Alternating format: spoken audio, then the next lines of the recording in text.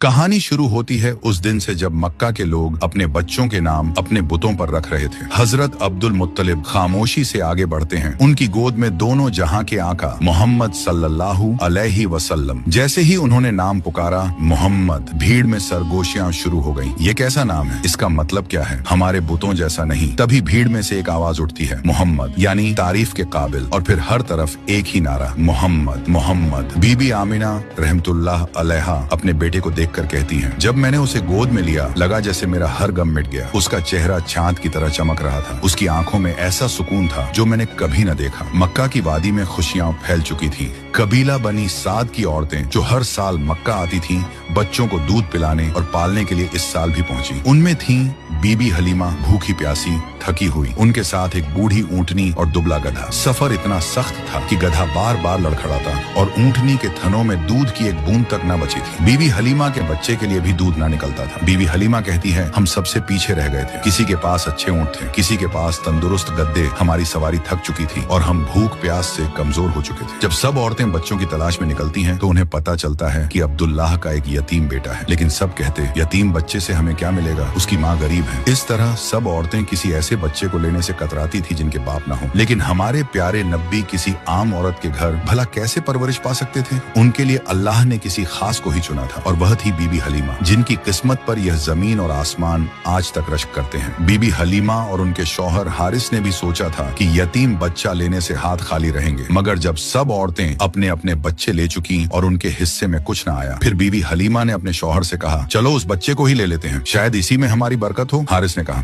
हाँ क्यों नहीं, शायद यही बच्चा हमारे नसीब बदल दे। और जब बीबी हलीमा बीबी आमिना रहमतुल्लाह अलैहा के घर पहुंची तो उन्होंने देखा और आगे क्या हुआ जानने के लिए पार्ट 2 जरूर देखें।